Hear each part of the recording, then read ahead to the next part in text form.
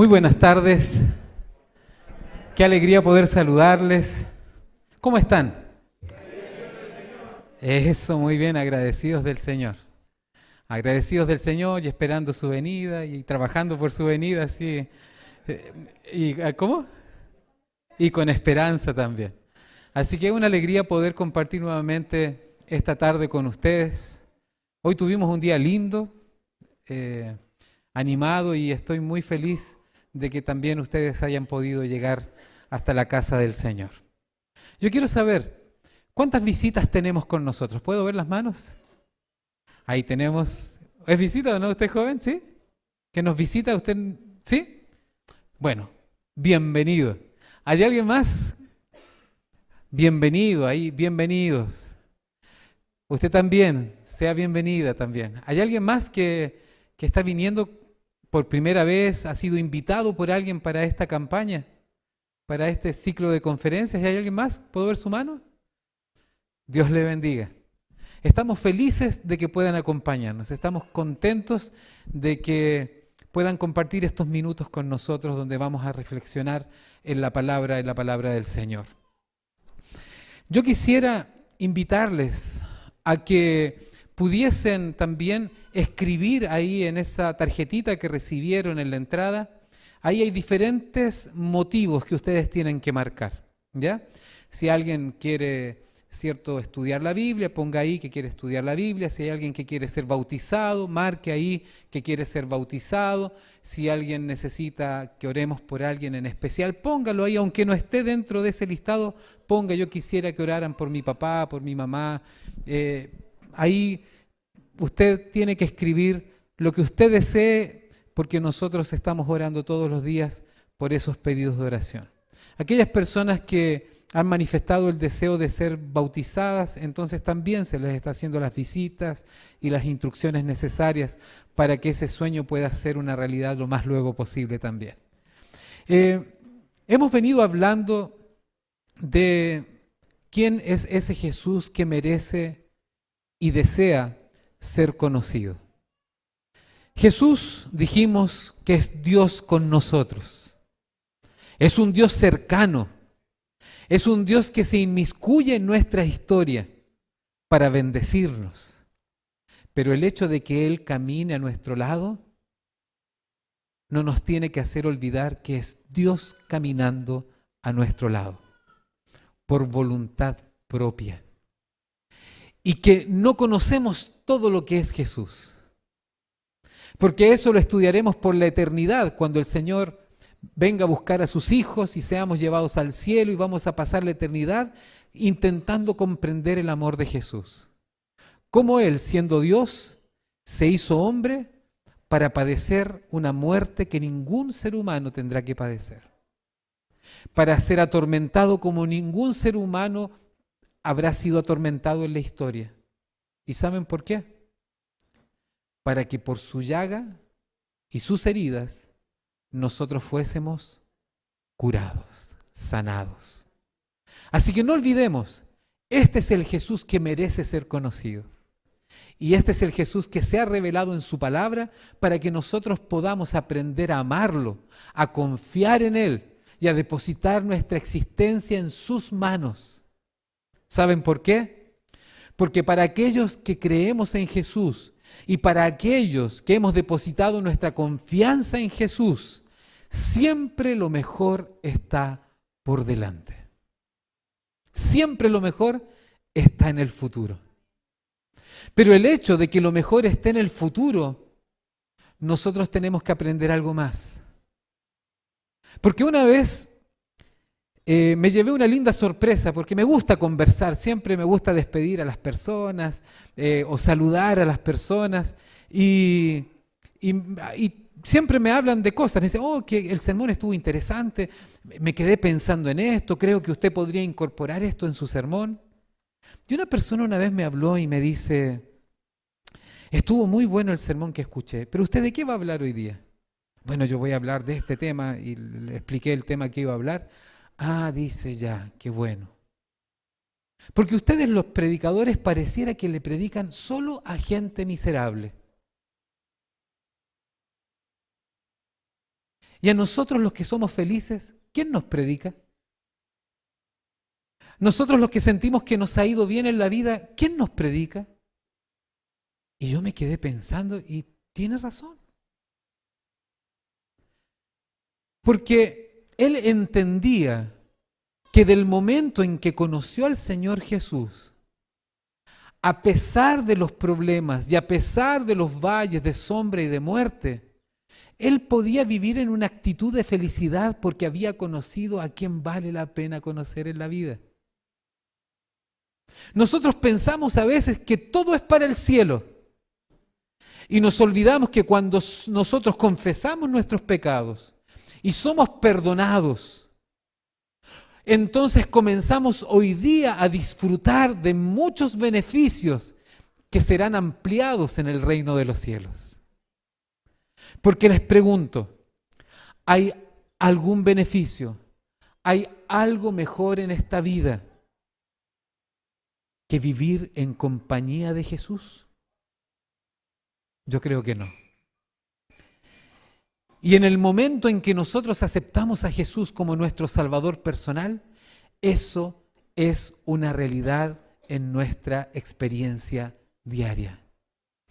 Dios caminando a nuestro lado. ¿Te parece que es una buena noticia? Es cierto que en el reino de los cielos vamos a vivir felices. Es cierto que en el reino de los cielos vamos a recibir muchas bendiciones. Pero seríamos muy mal agradecidos si no reconociéramos hoy día que nuestra vida no sería la misma si Jesús no nos hubiese alcanzado y nos hubiese encontrado. Yo puedo decir que mi vida no sería la misma. Si hoy día te estoy hablando, es solo porque Jesús en algún momento me miró con amor. Si tú estás aquí hoy día, es porque en algún momento el Señor te salió al encuentro y tú tuviste la sensibilidad y la sabiduría de aceptarlo como el Señor de tu vida. Y déjame decirte que tu vida hoy, aunque tengas problemas, aunque haya algo que te está robando la paz, tu vida hoy no es la misma que habría sido sin Jesús. Porque nosotros, aunque estemos en medio del dolor más profundo, seguimos con esperanza. Sabemos que aunque estamos pasando un momento difícil, ese momento difícil tiene un propósito. ¿Saben por qué? Porque en la palabra de Dios hay una máxima que lo explica un versículo. ¿Y cuál es esa máxima? A los hijos de Dios, todas las cosas les ayudan a bien. ¿Amén? Cuando es todas las cosas, son todas, las buenas y las no tan buenas. Pasado mañana vamos a hablar de aquellas cosas no tan buenas. Pasado mañana vamos a hablar de por qué sufren los justos. Porque en general las personas piensan que si hay alguien que tiene que sufrir, son las personas malvadas. Pero todo el mundo queda así pálido cuando una persona que es considerada buena parece que le pasan todas las cosas que no debieran pasarle. Y yo en más de alguna ocasión, y les voy a ser muy franco, he mirado para el cielo cuando veo a alguien que es bueno y está sufriendo. Y miro al cielo y digo, Señor, tú que lo sabes todo y parece que no sabes nada. Ella no, él sí. Y uno se pone en el lugar de Dios. Pero pasado mañana vamos a hablar de eso. Y vamos a llegar a una conclusión que yo creo que va a ser de mucha utilidad para nuestra vida. Pero una cosa que les puedo adelantar es que a los hijos de Dios todas las cosas les ayudan a bien. Las buenas y las no tan buenas. Porque las que no son tan buenas, lo que hacen es transformar nuestro carácter en un carácter más semejante al de Jesús. Y si nuestro carácter es más semejante al de Jesús, entonces nuestro carácter estará habilitado para el reino de los cielos. Así que pasado mañana no se pueden perder el tema porque va a estar muy interesante. Hoy día, cuando uno conoce a alguien, cuando uno escucha acerca de alguien, uno puede tomar la decisión de rechazarlo o de seguirlo. Nosotros durante estos días hemos venido hablando acerca de ese Jesús que se revela, que quiere ser conocido, porque quiere ser una bendición para nosotros. Pero nosotros tenemos que tomar decisiones, y esas decisiones es si lo rechazamos o seguimos tras sus pisadas. Es por eso que aparece una palabra que se viene hablando hace mucho tiempo en la iglesia, que es el de ser discípulos o el discipulado. Yo quiero hacerles una pregunta y a nuestros amigos que nos están siguiendo por la internet ahí. Les doy la bienvenida y les hago también la misma pregunta que a mis amigos acá. ¿Qué es ser un discípulo? ¿Tienen alguna idea sobre eso? Lo que se les venga a la mente. No se preocupen si está bien o está mal lo que van a decir. Estamos en familia, ya llevamos 3 días juntos, por lo tanto, estamos en confianza, podemos decir. Cuando ustedes escuchan la palabra discípulo, ¿qué se les viene a la mente? Un seguidor, un alumno, un aprendiz, ¿sí? Seguir la enseñanza de Dios y dejar todo atrás, muy bien. ¿Cómo? Llevar a alguien a los pies de Cristo, un misionero, servir. ¿Cómo? Predica el Evangelio. ¡Qué bien! Todas aquellas cosas definen a un discípulo. Pero saben, yo encontré una definición de discipulado o de discípulo que me llamó mucho la atención. ¿Y por qué me llamó la atención? Me llamó la atención porque es una definición que rompe todos los esquemas de pensamiento del mundo de hoy. Porque el mundo de hoy habla de que tú tienes que capitalizar tus fortalezas. Cuando tú lees un libro de autoayuda, vas a encontrar que una de las frases que más se repite al inicio es: leyendo este libro, vamos a lograr de ti la mejor versión de ti mismo. Eso es el postulado que hoy día se maneja. Tú vas a un psicólogo y algunos te dicen: vamos a buscar la mejor versión de ti mismo. Y esta definición que yo encontré habla de que discípulo es una persona que voluntariamente se anula a sí misma para hacer de las enseñanzas de su maestro su forma de vida. Y la palabra anularse parece ser una palabra que va en contradicción a todo lo que el pensamiento de hoy nos enseña.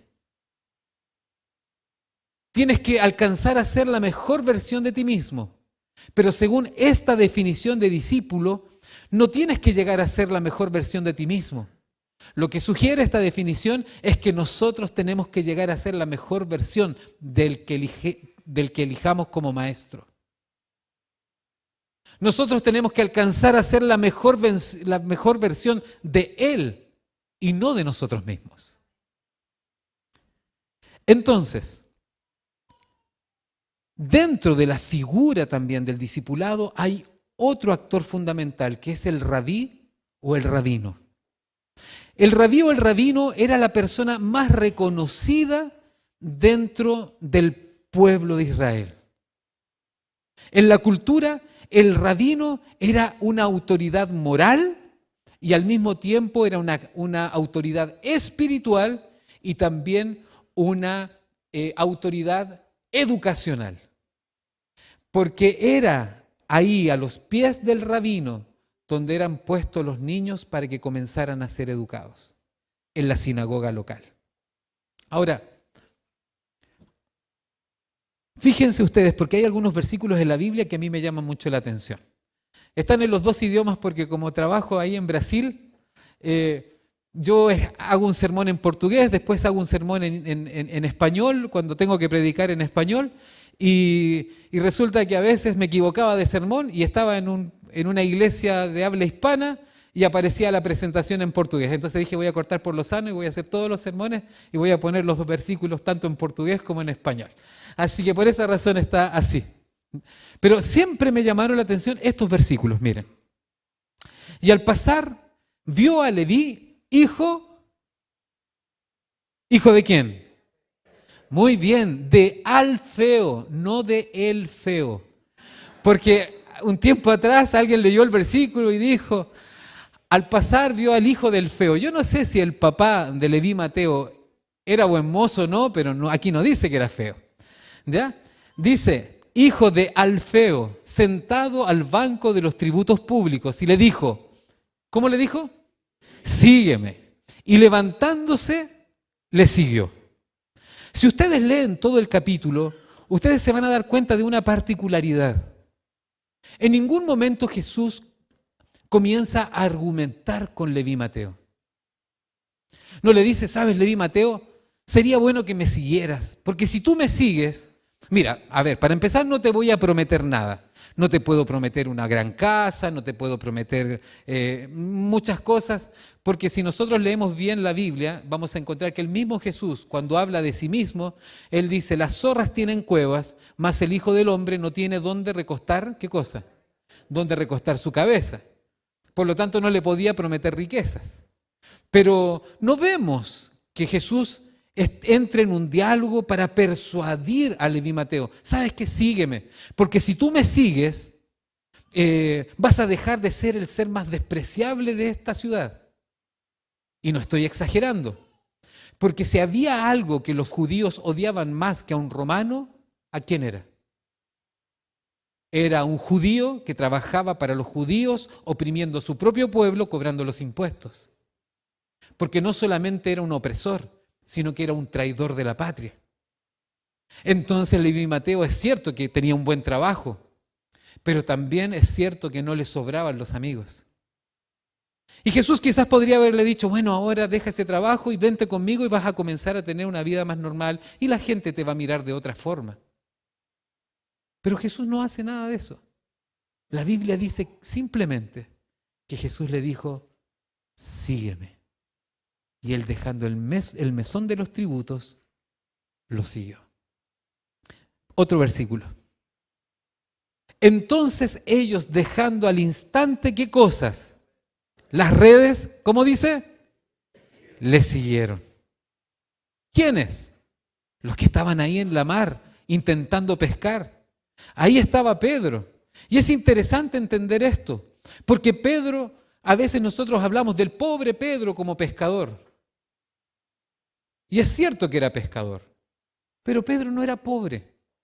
Pedro tenía una pyme, era un pequeño mediano empresario. Lo que no tenía era estudio formal, pero tenía un trabajo. Y él dejó toda la inversión que tenía, la inversión familiar, lo mismo Andrés y otros. Porque ustedes creen que Jesús de nuevo entró en una gran explicación. Jesús les dijo, vengan conmigo porque yo los voy a hacer pescadores ¿de qué? Pescadores de hombres. Ah, muy bien, vamos a ser pescadores de hombres. Vamos tras Jesús. ¿Ustedes creen verdaderamente que ellos entendieron lo que Jesús les dijo? No. Jesús, después de la resurrección de Jesús, es que ellos comenzaron a entender medianamente muchas de las enseñanzas que Jesús les había dicho. ¿Pescador de hombres? ¿Qué será esto? Qué extraño.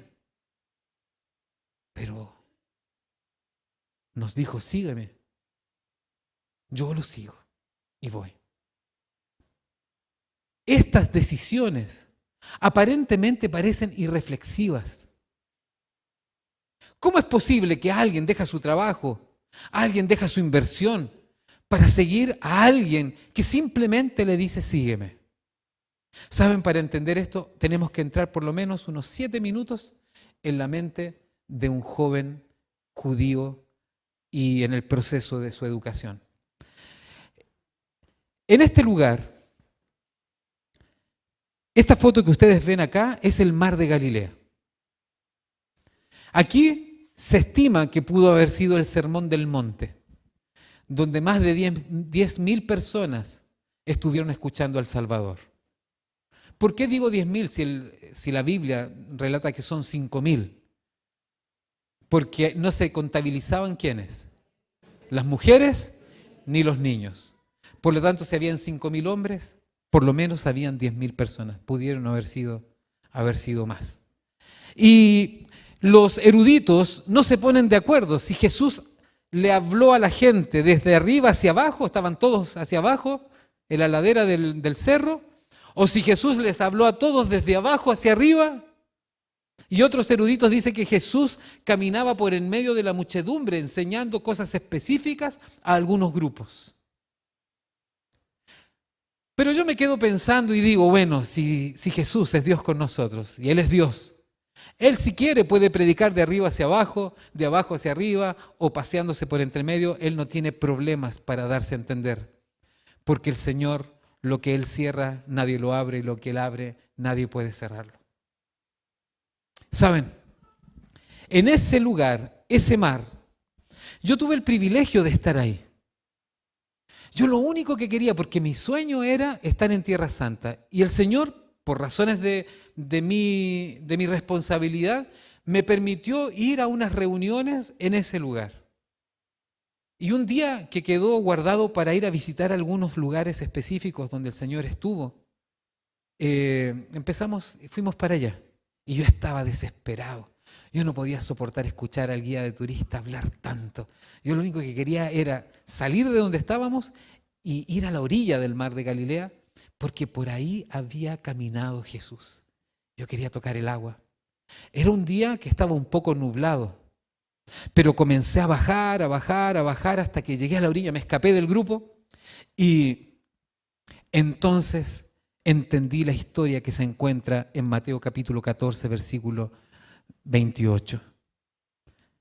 La historia donde Jesús calma la tempestad. Pero sucede algo en medio de esa historia. La historia dice que Jesús casi forzó a los discípulos que se subieran dentro de la embarcación después de haber alimentado a los 5.000 o más de 10.000, porque ellos tenían la idea de proclamarlo rey.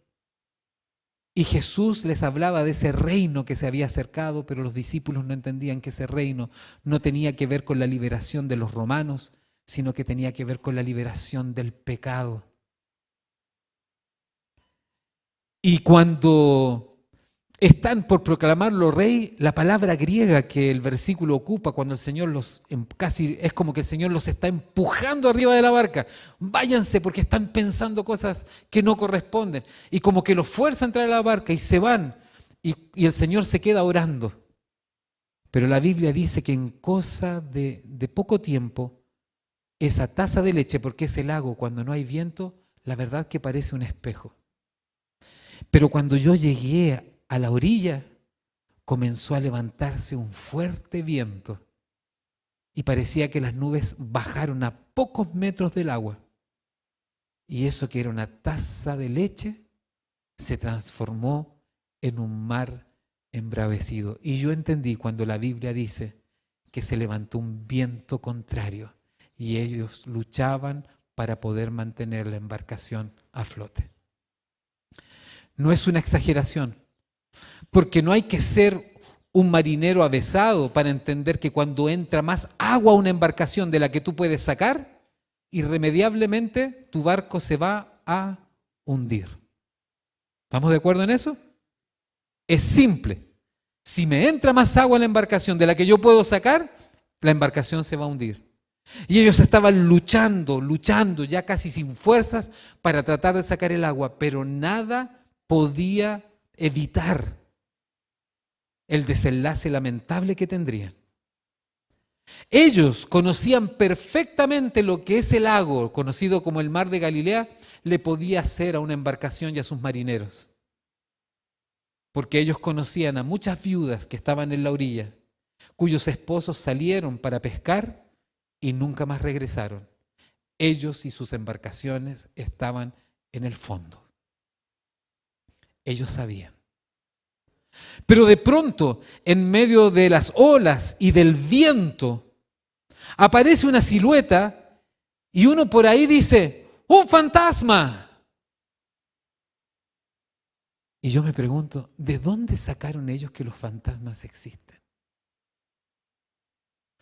Ellos conocían a Jesús y ellos habían dado un paso más allá de saber de Jesús. Ellos decidieron seguir a Jesús. Por lo tanto, ellos caminaban con Jesús, comían con Jesús, estaban aprendiendo a tener esa intimidad, eso que permite el tiempo pasado juntos. Pero aún no se liberaban de muchos conceptos equivocados que tenían en su mente. ¿Y por qué hago un alto en esta parte de la historia? Porque nosotros podemos fracasar en la vida cristiana si no abrimos nuestra mente a la posibilidad de que el Señor nos cambie nuestra forma de pensar. ¿Ustedes escucharon ya alguna persona decir, yo soy cristiano a mi manera? Déjenme decirles que el cristianismo a nuestra manera no existe. Existe solamente el cristianismo a la manera de Jesús. Por eso nos llamamos cristianos, porque si no nos llamaríamos de cualquier otra forma. Es por eso que cuando yo abro la Biblia, cuando yo tomo este libro sagrado, yo tengo que tener el deseo de ser enseñado. Yo nunca me voy a olvidar, y lo digo con mucho respeto, yo nunca me voy a olvidar, porque yo le estaba dando estudios bíblicos una vez a un joven, y llegamos a la lección del día de reposo. ¿Cuál es el día de reposo? Y la Biblia, yo le dije, la Biblia dice el sábado. ¿El sábado me dice? No, yo sé que es el domingo. Sí, pero la Biblia dice el sábado. Su Biblia dirá sábado. Bueno, le digo yo, está bien. Y le di toda la explicación. La Biblia tiene un sinnúmero de menciones acerca del sábado. Más de 50 versículos hablan de la santidad del sábado. Y solamente 4 versículos mencionan el primer día de la semana, el domingo. Y las únicas 4 veces que el domingo aparece, nunca tiene una característica de sagrado. Se habla del primer día de la semana. Entonces, él me dice, pero si había algo que ese joven tenía, es que él cuando aprendía una verdad bíblica, la abrazaba y la atesoraba en su corazón. Entonces me dice, pero es que eso será en su Biblia. Yo le di toda la explicación, mira, 4 veces aparece el domingo, tantas aparece el sábado. Dice que el Señor apartó el sábado, lo bendijo y lo santificó. No hizo nada, con ningún otro día hizo eso el Señor. Y alguien tiene, le digo, la capacidad de tomar la santidad del sábado y pasarla de un día para otro. ¿Algún ser humano tiene esa capacidad? No, solamente Dios, sí, y Dios no lo hizo. Me dice, no, usted me lo tiene que demostrar con mi Biblia. Y llega con su Biblia, una Biblia grande, y yo recuerdo esas Biblias porque mi mamá tenía una Biblia grande, gruesa, así, de esas Biblias católicas, que eran muy bonitas. A mí me encantaba hojear esa Biblia. Y cuando yo vi la Biblia, yo dije, salvado. Salvado. Porque en algunas Biblias que usamos nosotros, dice día de reposo, séptimo día, en algunas dice sábado, pero en las Biblias católicas dice sábado, por lo menos en las Biblias antiguas y originales, sábado. Entonces me dijo, demuéstremelo con mi Biblia, y yo ya estaba sonriendo, porque él me dice, si usted me lo demuestra con mi Biblia, yo me bautizo. Ven para acá, pequeños saltamontes. Entonces, todos vieron esa serie, Kung Fu, se nos cayó a todos el carnet. Entonces, le empiezo a mostrar y le digo, aquí. Y él dice, no lo puedo creer, así es. Me bautizo el sábado, me dice. ¿Sabes? Cuando te acercas a la Biblia con el deseo de aprender, tienes que permitir que el Señor te cambie incluso hasta la forma de pensar. Porque la vida cristiana se vive solo de una forma y es a la manera de Jesús. Ahora, entonces, un fantasma, ahí vemos ejemplificado en los discípulos mismos que ellos no lograban entender todo todavía. Y por ahí alguien dice, no, la silueta se parece a Jesús. ¿Cómo va a ser Jesús? Viene caminando sobre el agua. No, sí es Jesús. Y Jesús, cuando los nota que están ahí medios perplejos, entre que sacan el agua y aterrorizados porque un fantasma se les viene acercando, les dice, soy yo. Y en ese momento Pedro le dice, Maestro, si eres tú, ¿cómo dice? Mándame que vaya a ti sobre las aguas. ¿Leyeron este versículo alguna vez? ¿Pero alguna vez hicieron una pregunta importante? Como por ejemplo, ¿en qué estaba pensando Pedro cuando se le ocurre decirle al Señor, si eres tú, haz que yo vaya a ti caminando sobre las aguas? Si es simple física, un elemento con una densidad menor que la nuestra, siempre nos vamos a hundir. ¿En qué estaba pensando Pedro? Que él podría caminar sobre el agua. Y por eso yo les decía, tenemos que entender la mente de un joven judío. Miren, la educación de un joven judío lo tenemos que hacer muy rápido. La educación de un joven judío estaba dividido en tres partes. Y la primera era el Bet Sefer, que iba de los 5 a los 10 años. Durante estos 5 años ellos aprendían el Pentateuco. ¿Saben qué es el Pentateuco, cierto? Génesis, Éxodo, Levítico, Número, Deuteronomio. Son los primeros 5 libros de la Biblia.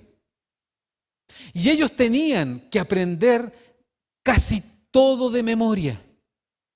Durante estos 5 años, ellos hacían de la palabra escrita de Dios el texto que guiaría sus vidas para siempre. Entonces, cuando pasaban los 5 años, el rabino que les había enseñado comenzaba a hacerles preguntas y a algunos les decía, perfecto, avanzas al siguiente nivel. Pero a muchos niños de 10 años les decía, ¿sabes? Vuelve a tu casa, aprende el oficio de tus padres. Si tus padres son carpinteros, aprende la carpintería. Si tus papás son pescadores, aprende a pescar. Pero por sobre todas las cosas, sé un buen judío. Palabras elegantes, pero ¿qué le estaba diciendo en el fondo? ¿Sabes? No has cumplido los requisitos, no das el ancho, no estás calificado, ándate a tu casa. Y entonces los que lograban pasar iban al siguiente nivel, que iba de los 10 a los 15 años, y ese era el Bet Talmud. Y miren todo lo que tenían que estudiar ellos. Los profetas, los salmos, los proverbios y los libros históricos. De memoria, interpretar todo lo que ahí aparecía.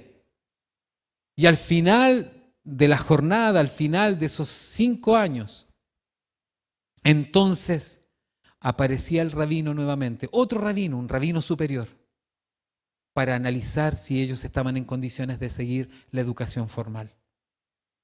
Y comenzaba a hacerles preguntas y a algunos les decía, ¿sabes? Vuelve a tu casa, aprende el oficio de tu familia. Si son pescadores, aprende a pescar. Si son carpinteros, sé un buen carpintero, pero por sobre todas las cosas, sé un buen judío. Nuevamente, ¿qué había implícito en esas palabras? No das el ancho, no estás calificado. Yo no sé si alguna vez alguna persona te hizo sentir no calificado.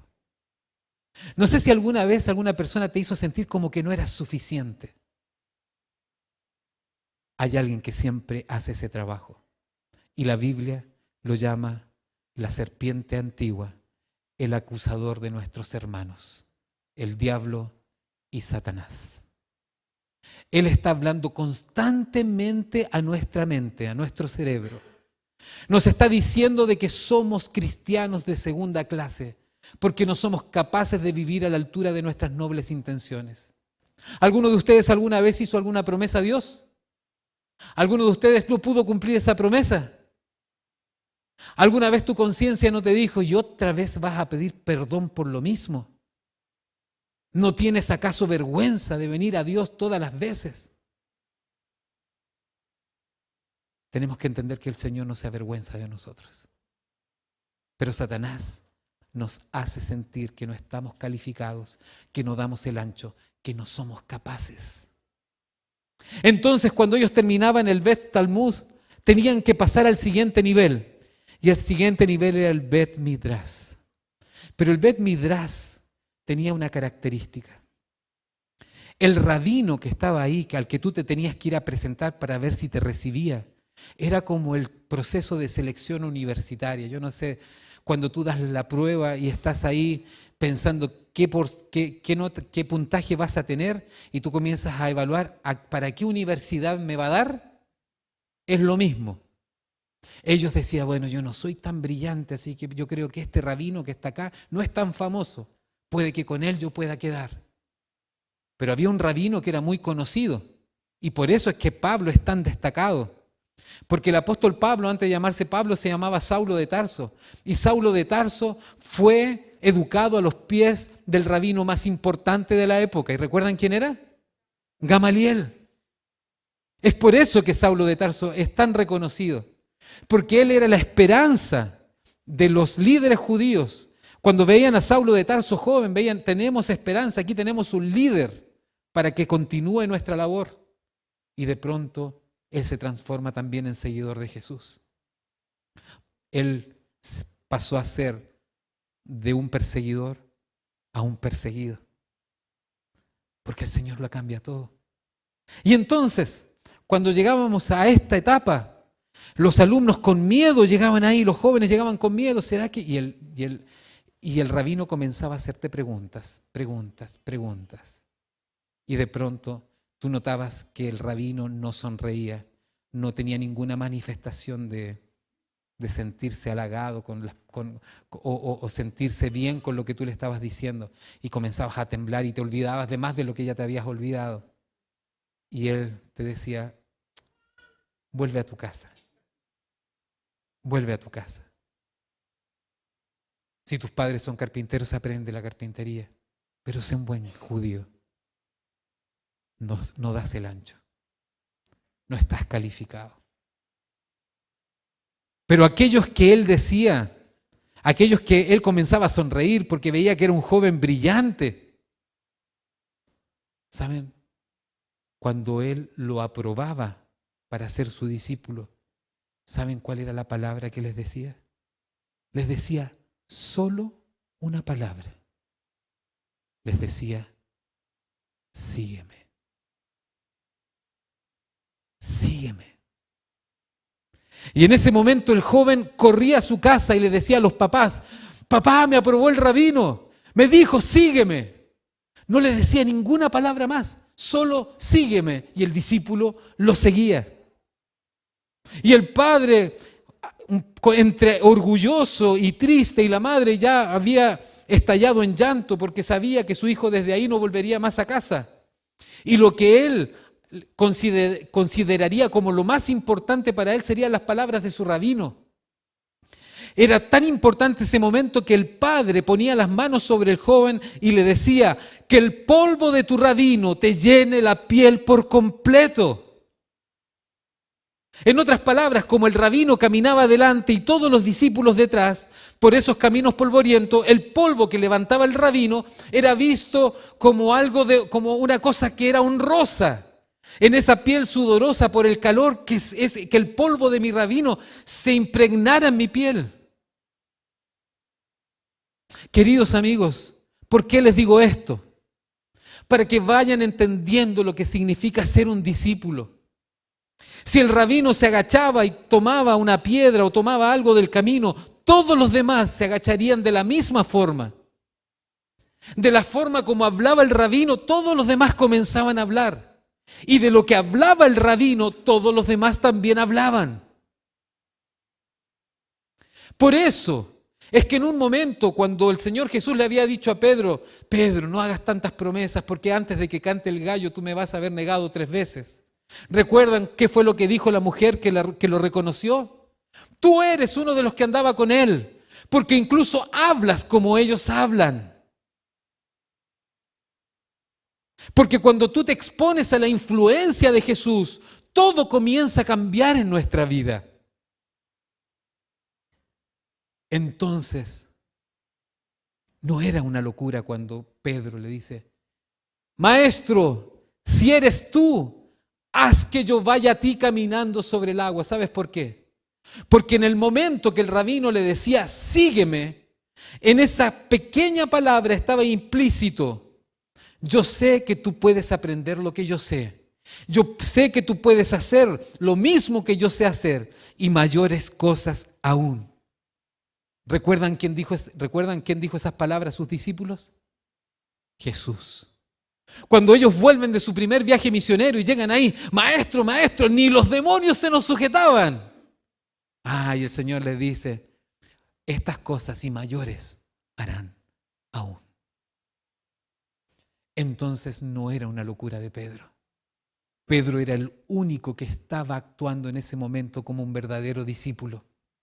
Mientras todos los otros estaban tratando de sacar el agua de la embarcación para que no se hundiera, el único que pensó: si mi maestro camina sobre el agua, yo también puedo.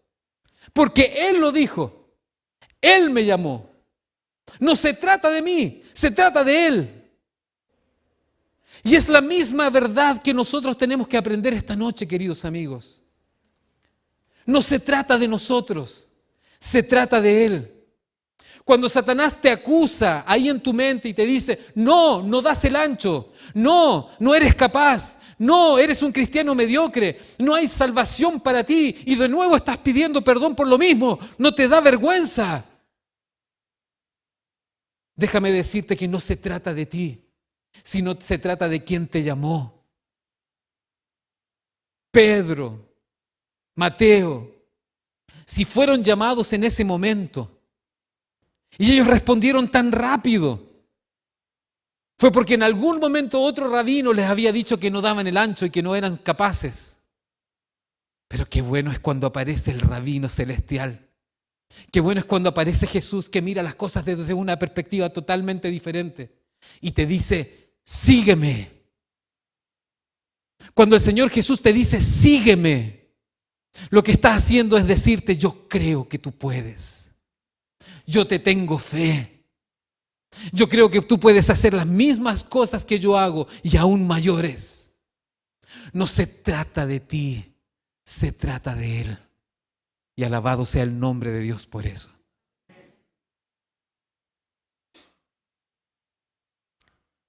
Termino con la siguiente historia.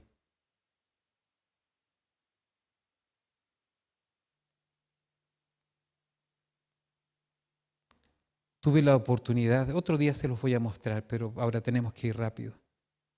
Tuve la oportunidad de estar en Corea del Norte. Y ustedes saben que la Corea fue partida en dos: Corea del Norte y Corea del Sur. Quizás algunas imágenes.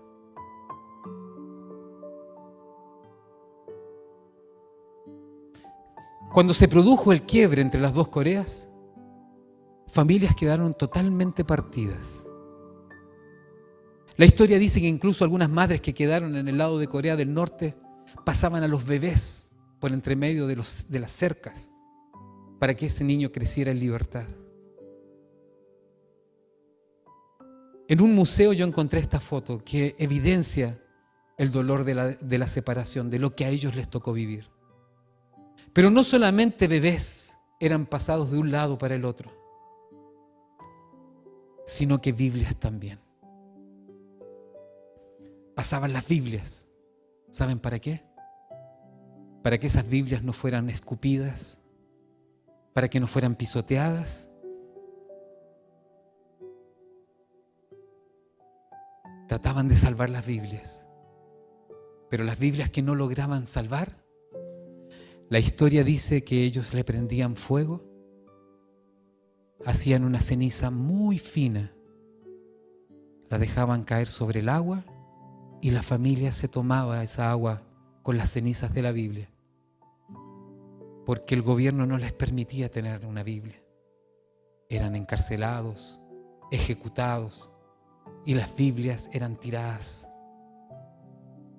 Y ellos, en símbolo de que esta escritura sagrada va a quedar con nosotros, se tomaban esa agua con esa ceniza.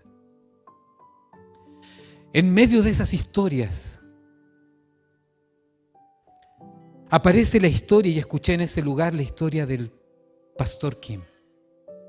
El pastor Kim tenía una pequeña congregación, 27 personas. ¿Cuál era su templo? Era una cueva, era un desagüe que estaba abandonado. Y ahí ellos en la oscuridad tenían una sola Biblia y ponían la Biblia y todos se acercaban para intentar leer la Biblia. Hago solo otra breve reflexión. Ellos encontraban que leer, aunque sea una porción de la Escritura, era un tremendo privilegio.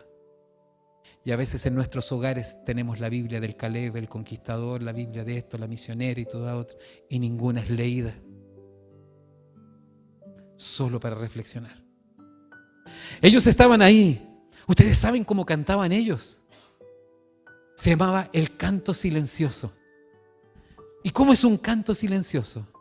Porque ellos no podían ser descubiertos. Ellos elegían, vamos a cantar el himno 61. 1, 2, 3. Y cada uno cantaba en su corazón. No tengo la menor duda que esa canción llegaba como la ofrenda más linda al reino de los cielos. Pero dice la historia que un día estaban haciendo un trabajo en un camino que estaba sobre ese desagüe y la aplanadora quebró todo y ellos quedaron al descubierto. Y el pastor Kim con toda su congregación fueron llevados a la plaza de la ciudad y delante de más de 3,000 personas lanzaron la Biblia al piso y comenzaron a decirle a uno por uno: niega tu fe, escupe la Biblia, niega tu fe. Y los 27 se miraban unos a otros, totalmente asustados. Los niños no sabían qué pasaba, pero ninguno tenía el coraje de negar su fe. O mejor dicho, ninguno de ellos tenía el coraje para traicionar a Dios, sino que tenían el coraje para mantenerse en pie. Nieguen, escupan, pisoteen. Y todos se miraban unos a otros y nadie daba un paso al frente.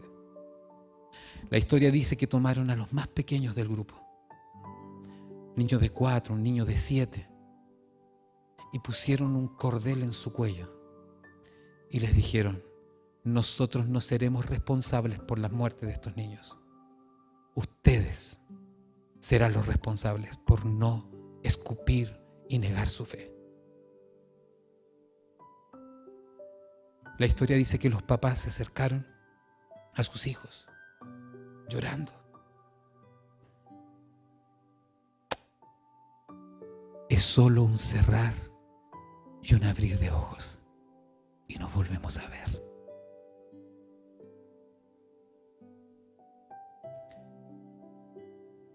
Cuando yo leo estas historias o escucho estas historias, me avergüenzo, porque nosotros vivimos en paz nuestra fe y a veces hacemos tan poco. La historia dice que toda esa congregación falleció, que cantaron un himno hasta que el último fue acallado por la misma aplanadora que los dejó al descubierto.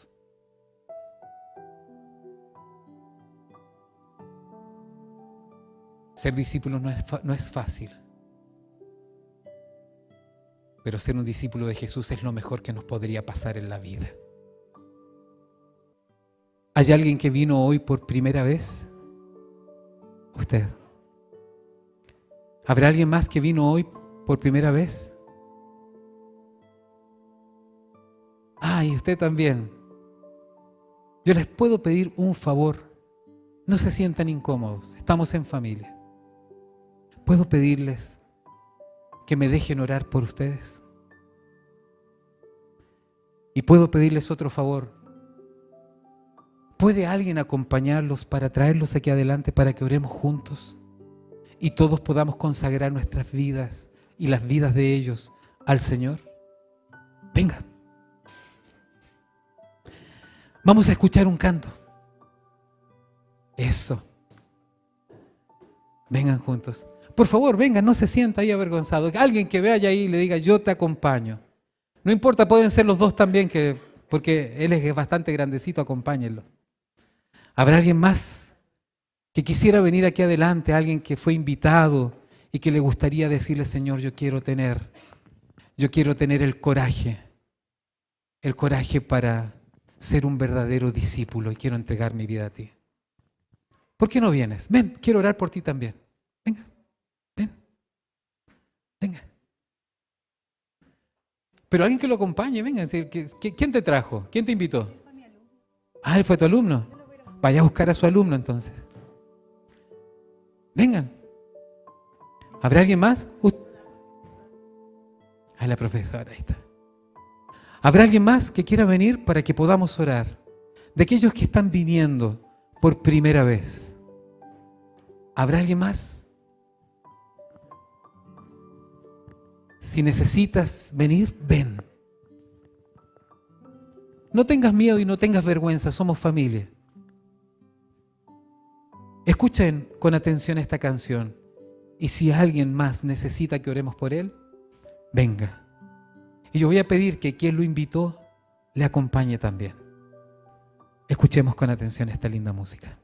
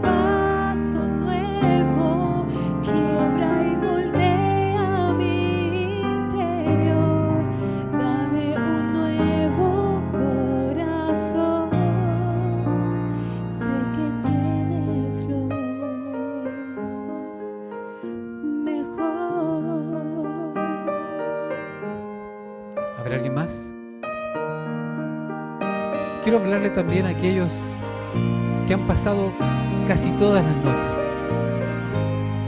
¿Te gustaría reafirmar esta noche el deseo de ser un discípulo del Señor y ponerte en pie ahí donde estás? Si quieres decirle a su Señor, ponte de pie. Porque yo sé que los he llamado todas las noches, pero yo quiero que esa convicción sea más fuerte. Si hay alguien que ha estado viniendo las otras noches y ha tomado esta decisión, ponte de pie.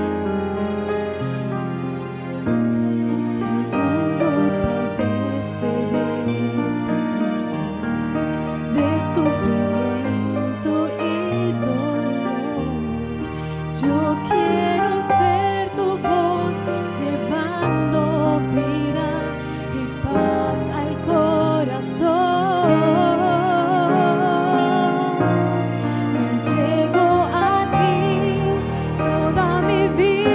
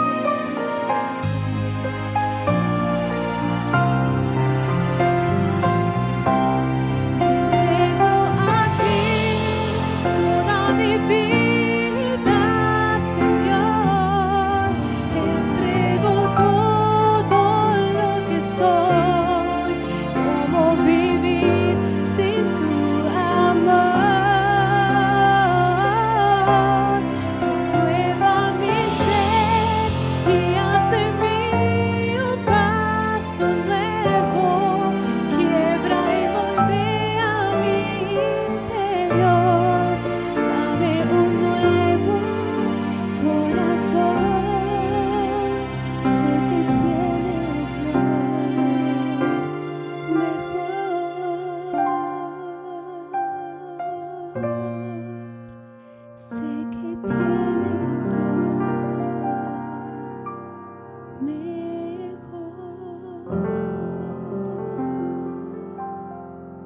Amén. ¿Alguien quisiera hacer un vaso nuevo y dejar que el Señor tome el control de nuestra vida y transformarnos en verdaderos discípulos?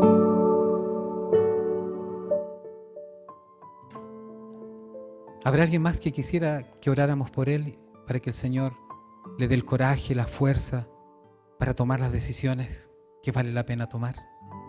Ponte de pie, simplemente ponte de pie y vamos a hacer esta oración. Amén. Amén. A todos los que ya tenemos una caminada junto al Señor, si quieren decirle al Señor, yo quiero ser un discípulo verdadero, quiero comenzar a dejar que tus pensamientos sean mis pensamientos, quiero vivir la vida cristiana a tu manera y no a la mía, ponte de pie. En el cielo hay una fiesta, pero recuerden, la vida cristiana se vive solo de una forma, y esa es la manera de Dios. Vamos a orar. Querido Padre que estás en el cielo, santificado y alabado sea tu nombre en esta hora. En este gesto de ponernos de pie, queremos decirte, querido Dios, que queremos seguirte por donde quiera que tú vas, que entendemos que tus caminos son mejores que los nuestros, que entendemos que tus sueños son mejores que nuestros sueños. Y por esa razón, Señor, en esta hora queremos darte gracias, porque un día saliste a nuestro encuentro y nos llamaste. En medio de un mundo que siempre está descartándonos, en un mundo que a veces nos hace sentir como un número más, tú nos conoces por nombre y nos llamas. Gracias porque esto no se trata de nosotros, se trata de ti, y tú eres suficiente para perdonar todo pecado, para transformar toda vida y para proyectarnos a una vida eterna junto a ti. Es por eso que te encargo a todos mis hermanos, a todos mis amigos, porque son tus hijos, y como tus hijos, herederos, y como herederos, dueños de todas las promesas que están en tu santa palabra. Es por eso que oramos en el nombre de Jesús. Amén y amén.